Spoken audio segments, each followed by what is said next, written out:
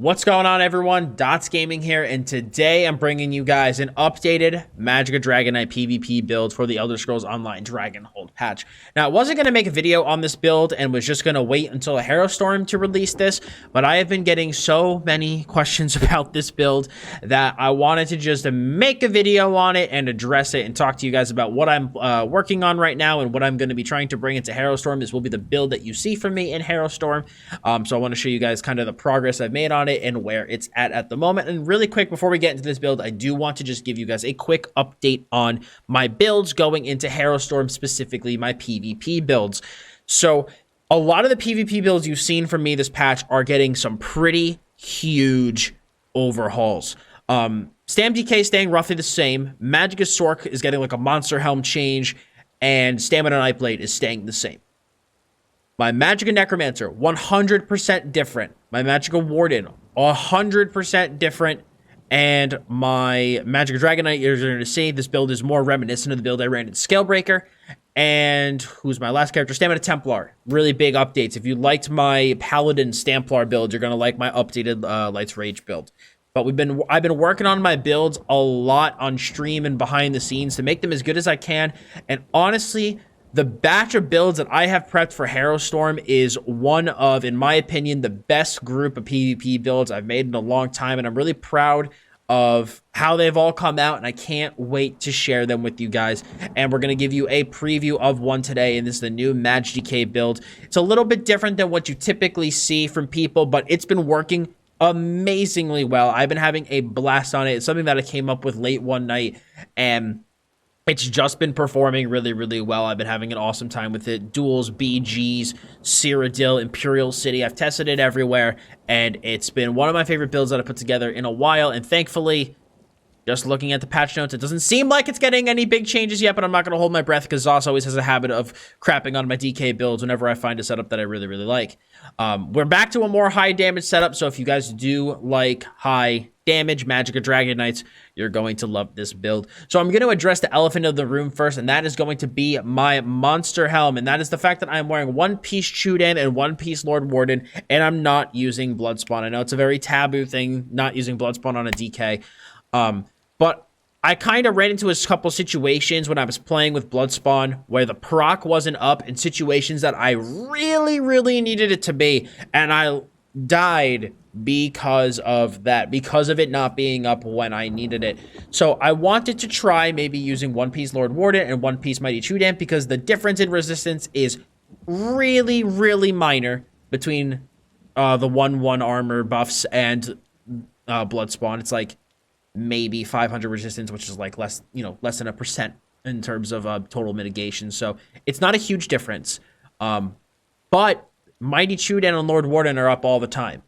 Granted, I don't get the sustain benefits that Bloodspawn provides, as well as, the extra damage from just having more ultimates, but the build already has plenty of damage baked into it that I was like, I'd rather get pure tankiness from my monster helm and shoulder, and I tried the 1/1 setup, and I've really been liking it so far. Obviously, if you like Bloodspawn, you can shove Bloodspawn on here, and it will work perfectly fine. I did run that, and I liked it, of course, because it is Bloodspawn, but this is the first time I've ever tried the one Chudan, one Lord Warden. You can also do Pirate Skeleton because it's the same one piece, but I've really been liking it so far.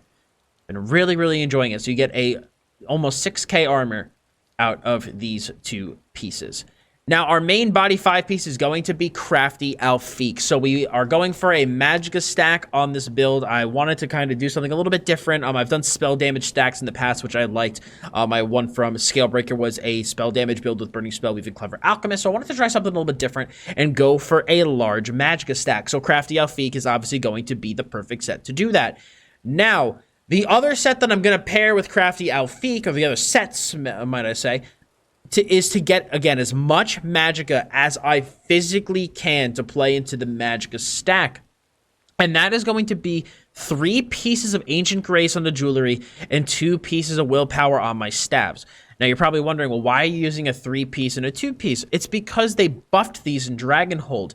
And if you add up the amount of Magicka that you get from Willpower and Ancient Grace, it's not too far off from the amount you get from Crafty Alfiq. It's like maybe 700 to 1,000 Magicka difference. It's really not that bad.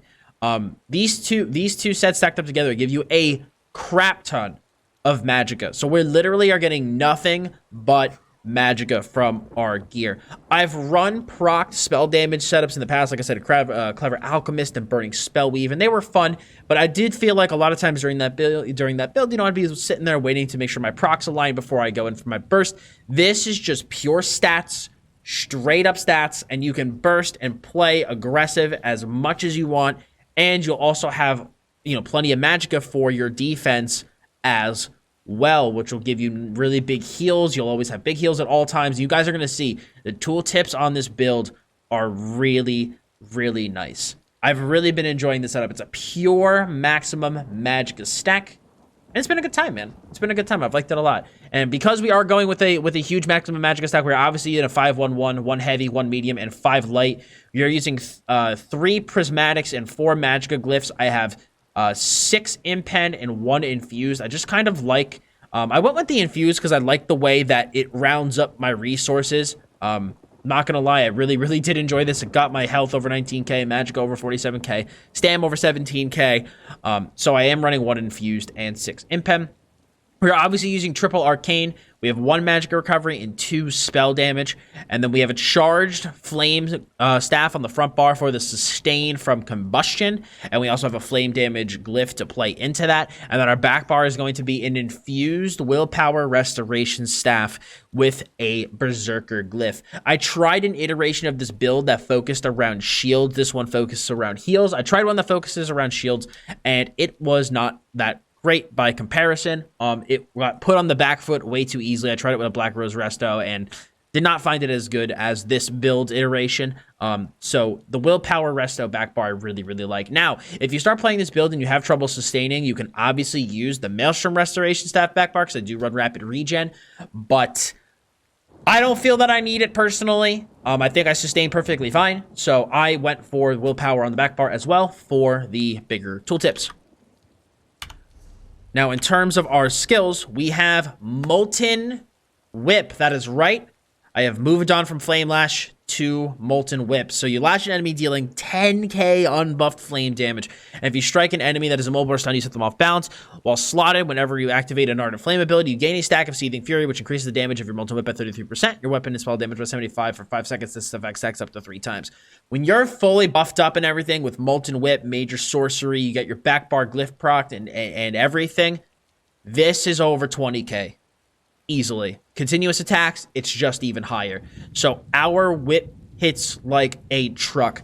I used to be a huge fan of Flame Lash. You guys know I was anti-Molten Whip for a while. It's not that I hated the skill, I just didn't enjoy using it compared to Flame Lash, but I kind of put this build together to really try to deal as much damage as possible. And I was like, what if I change a couple things up so that I can run Molten Whip? And I've been using it, and I've absolutely been loving it. It puts on so much offensive pressure, and I recommend that if you haven't tried it yet, give it a shot. I really, really think it's worth using, especially going into next patch with some of their projected changes to off balance.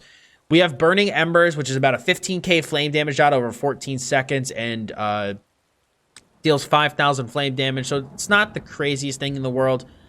Burning Embers, it's skill I think could use a little bit of buff, heals us for 81% of the damage done, and enemies hit by the initial hit are afflicted with the burning status effect. So, gives us a little bit of sustain there, reduces the costs a little bit, just making sure I have the right CP, and I do. Reduces the cost a little bit, but like I said, it's a good solid single target dot that gives us an additional heal. So even though it's been nerfed from Scalebreaker, we still use it. It is still very good. I am now using Shattering Rocks instead of Fossilized, and the reason that I'm doing this is because I'm using Molten Whip. So I wanted to take a heal that I previously had, which would have been the heal from Flame Lash, and stick that heal somewhere else, and that is Shattering Rocks. So you stun an enemy, and, they take magic damage, and then their next attack used within 4 seconds heals its target for 7,500. Very, very respectable heal from Shattering Rocks, and the stun cannot be blocked or dodged. So I also don't feel the need as much for the root because I am not running Flame Lash, so it's not like I need to whip to proc the Power Lash, so I'd rather just get the heal from this skill. Obviously, you can go Fossilize for the stamina burn if you prefer it, but I've really liked having this extra heal. We, of course, are running Elemental Drain. There's not much to say about Ele Drain. It's one of, in my opinion, the best skills for Magicka Dragonknight in PvP. Major Breach, and 600 effective Magicka Recovery for minor Magicka Steal. It's a really, really good skill. We have Engulfing Flames. So Engulfing Flames is 7.45k initial flame damage with an 11.6k flame damage dot over 14 seconds. That's not really what we care about, though. We care about the 10% boost to our flame damage. Flat 10% boost to all flame. Whip, embers, leap, everything that's flame is increased by 10%. You can see our tooltips are really large, so to increase that by 10% is an absolutely huge damage increase. It is also one of our 2 other Ardent Flame skills on the front bar to help get us to 3 stacks of Seething Fury. We have Ferocious Leap as our ultimate, obviously the DK Dunk. This is big burst damage. It is a knockback to all enemies in the area, gives us a big damage shield, looks cool as fuck, and is a gap closer, which is always nice for my Magic DK because my Magic DK doesn't have the best offensive mobility. It's got really good defensive mobility, but not the best offensive mobility. So to have Leap to be able to gap close to my targets is very, very helpful. Back bar, we are, of course, running Degeneration. Degeneration is just another dot for the build, and most importantly, gives us our source of major sorcery. Not much else to say about it. Just a really solid single target dot. We have a Rapid Regen. Look at this tooltip, man. 20.5k health over 5 seconds. Now, part of the reason I went with the Resto Staff was for this skill. I am not using Cauterize at the moment. I'm not using Flame Lash because I'm PvEing on this guy as well. So when I was like, okay, I want to make another Magicka Dragonknight build, but I'm not going to have access to Cauterize. I'm not going to have access to Flame Lash. I knew I needed to go with the Resto Staff and use Rapid Regen, and holy crap, the amount of healing from this skill is absolutely bonkers. If you're in group play or if you are, like I said, having trouble with Sustain, use the Maelstrom Resto, but if not, I highly recommend the Infused Willpower because look at that tooltip, man. It's beautiful. We also have Coag for our burst heal. This is our big emergency heal if we need a burst heal in a pinch. Not much else to say about it. We have Volatile Armor is our armor buff, as well as it gives us our Draconic Power passives and puts another dot on our targets and does a little bit of Thorns damage when people attack you. We also have Temporal Guard for minor protection on the back bar. You can use this to do some tricky stuff, but it's primarily here just for the minor protection. I am running Mist Form. In my opinion, Mist Form is a key component in making this build work as well as it does. I think Elusive Mist is one of the best kiting tools for squishy builds. Having 75% damage mitigation, gaining major expedition, and being able to move around unimpeded in Mist Form, I think is such a valuable thing for builds that are squishy, especially because Magicka Dragonknights have very good stamina sustain. So if you can give yourself a stam break with Elusive Mist, it allows me to go into Mist and then dodge roll out of the Mist. So if someone tries to time a skill, when I come out of my Mist form, I'll be able to dodge roll it as I come out of Mist. It also just gives you way more stam to play with for, again, dodge rolling, breaking free, and other things. I just think Elusive Mist, it's a really good skill for any builds that are squishy. It allows you to kite without dipping into your stam pool, which, you know, again, squishier builds are going to need to dodge roll a lot because this is a light armor build, not a medium armor build. No, I'm not going to have the greatest dodge roll cost reduction in the world. So having Elusive Mist, it's just really good in my opinion for kiting on a squishy build. I've loved using this and will still be using it going into next patch. In terms of our stats, what they look like on our front bar, we got 47.1k in maximum magic and about 48k on the back bar. We have 19k health, which transforms to about, I believe, 25.5k in Cyrodiil. 17.1k maximum stam, 1127 magic recovery. I do not need any more than that. I am a Breton, so between Breton, Charge, our ultimates, Ele Drain, I have plenty of sustain. I had no sustain problems in this build. CP, no CP, doesn't matter. 1921 spell damage, 29% crit at a base, which is going to get buffed up because we are running spell crit pots. We are running the spell crit, restore health, restore magicka potions. We have 22.9k unbuffed spell resist on the front bar and 16k unbuffed physical resist with 2700 crit resist. We are obviously, like I said, a vampire. We are using the Bewitched Sugar Skulls, even though we cannot take advantage of the health recovery. This does give the biggest boost to health, stamina, and magicka for any tri-stat food, so we still do use them. And we are using the Apprentice Mundus. Now, you might be wondering, Dottz Gaming, why are you using the Apprentice Mundus if you're going into a magicka stack? I've tested the tooltips. Apprentice is more damage, and that's what I care about. So even when you stack up Molten Whip 3 times and proc your spell damage glyph on the back bar, Apprentice gives pretty sizable tooltip difference, like a bigger tooltip compared to the Mage. Mage is still a decent option, but the Apprentice just factually deals more damage and gives you better healing, so that's what I went with. And I'm pretty sure that covers that stuff. So moving into CP, got 32 into Blessed, 56 into Elfborn, 64 into Elemental Expert, 37 into Spell Erosion, and 81 into Master at Arms. We run 0 into Thaumaturge. This is not a dot build. This is a burst build. This is a burst build with dot support. I also just don't think that at the moment in time that dots are strong enough to worth giving a % increase. You're better off, at least in my opinion, to just go full into your burst and use the dots in their base as like a base for your supporting damage, and just juice up your burst as much as you can with Master at Arms and Elemental Expert. 66 into Ironclad, 49 into Resistant, 37 into Thick Skin, 43 into Hardy, 37 into Elemental Defender, and 6 into Light Armor Focus, and 32 into Quick Recovery. 1 into Siphoner, 66 into Warlord, 75 into Arcanist, 43 into Tenacity for the big Resto heavies, and 72 into Tumbling with 13 into Shadow Ward. Now, the rotation of this build is pretty, pretty straightforward. It's like most Magicka builds. You got to focus on buff and debuff maintenance. So that means maintaining volatile armor on yourself, maintaining degeneration on your opponents, maintaining engulfing flames on your opponents, maintaining elemental drain on your opponents, and maintaining burning embers on your opponents. Obviously, what you want to do is you want to get your your Molten Whip to 3 stacks. And then your goal combo after that is Shattering Rocks into Leap, into Molten Whip, into your opponent is dead AF. Defensively, your goal is to obviously, if you need to kite around, don't rapid regen before you kite with Mist Form, because Mist Form will just completely mitigate the rapid regen. So kite around with Mist and apply a rapid regen to yourself, and if you need a burst heal, use Coag. Also, if you're fighting multiple opponents, up like let's say in a tower or something, if you hit Shattering Rocks and stun multiple opponents, you'll have multiple heals coming in at once. Generally, what I like to do to get the Molten Whip to 3 stacks, if I'm coming from the back bar, so let's say I have Elemental Drain on my target, we apply degen, you go into the Engulfing Flames, you go into the Burning Embers. A lot of times what I'll like to do, if I'm not at 3 stacks already, is I'll usually like Burning Embers twice, or if I have the Magicka, if I'm at a high Magicka, I can Engulfing Flames twice. But if I'm going for that 3rd stack, like let's say I'm only at 2, but I want to stun my opponent, what I'll generally do is I'll stun with Shattering Rocks and go into a Burning Embers, because people will instinctually, when they are hit by Shattering Rocks, they are going to assume it's fossilized. So they're going to CC break and immediately dodge roll. So if they dodge roll, they're at the very least going to be dodge rolling a Burning Embers and not a Molten Whip. So you can get the Burning Embers for the 3rd stack, then you go into your Leap, into your Lash, and your opponent's going to be dead as shit.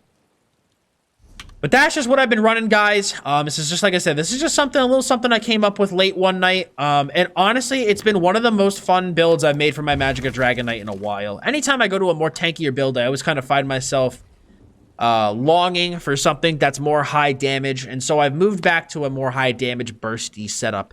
And I gotta say, man, I've really liked the Maximum Magicka stack. It's really, really fun. It's very, very consistent. The damage and healing are good. The movement of the build is great. I've been loving this build so far, and it's just, yeah, just a little something I came up with. So hopefully you guys really do enjoy it. If you try this build, please let me know in the comments below how you're doing with it. Hit the sub button to keep up to date with not only this build going into Harrowstorm, but the rest of the PvP builds, as well as solo PvE builds I have coming out, as well as some Apex content. And yeah, like I said, sub to keep up with all that. Sub to keep up with all of that. Words are hard sometimes. Anyway, guys, thank you for watching. If you want to see this build live in action, check me out on twitch.tv/DottsGaming. I will have gameplay footage out for the build in Harrowstorm. I just wanted to get this up on YouTube just to show you guys exactly what I'm using at the moment in time. So thank you for watching. I'm Dottz Gaming. See you next time.